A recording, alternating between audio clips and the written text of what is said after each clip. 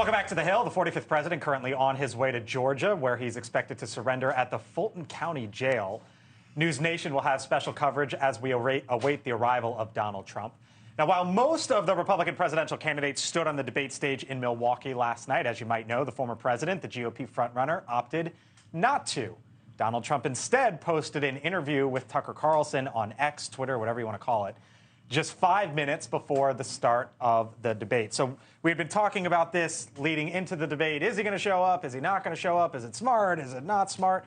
Now that we actually saw it, we watched it, we heard it, it all played out, do you think it was the right move for Donald Trump to not show up? Well, I think it probably was, simply because Chris Christie was going to tear the bark off him. And so I think Trump might have been a little bit afraid. But the debate overall, if you look at it, I mean, it was like those UFC fights. They have 10 fights, but there was no main event.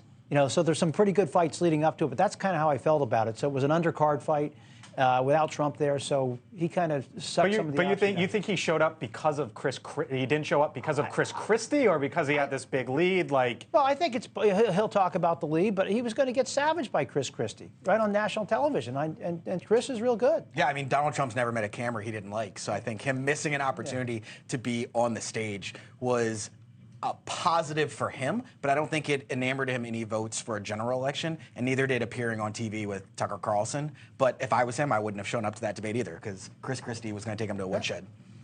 I don't think it changed anything. If he'd gone, he would have done just as well as he did last time he did it. I mean, look, you cannot, no matter how great Christie would have been against him, and no matter how moral of a case you could have made to the American public, you're talking to a primary audience. It's a GOP base that loves Trump, which is exactly why you saw everyone do. I actually think it made him more powerful not to be in the room, because everyone kowtowed to just his shadow. And to me, if he'd shown up, he would have done what he always does. He would have walked away. Look, you guys forget that he was a reality TV star before he was a president.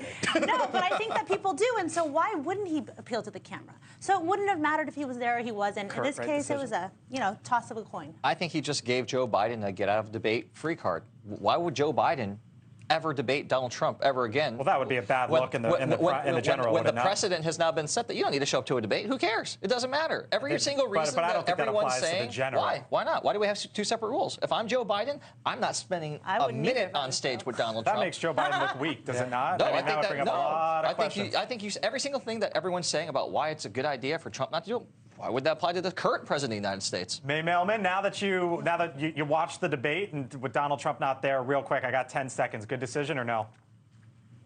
Yeah, it was a good decision, and I've never been a fan of Trump on the debate stage. He kind of yells, and it's like too much for me. So I think he actually probably, for your sort of more moderate voter, might have done himself some favors by not showing up. Thanks for watching. Go to newsnationnow.com to find NewsNation on your television provider. And don't forget to subscribe. Click the red button to get more of NewsNation's fact-driven, unbiased coverage.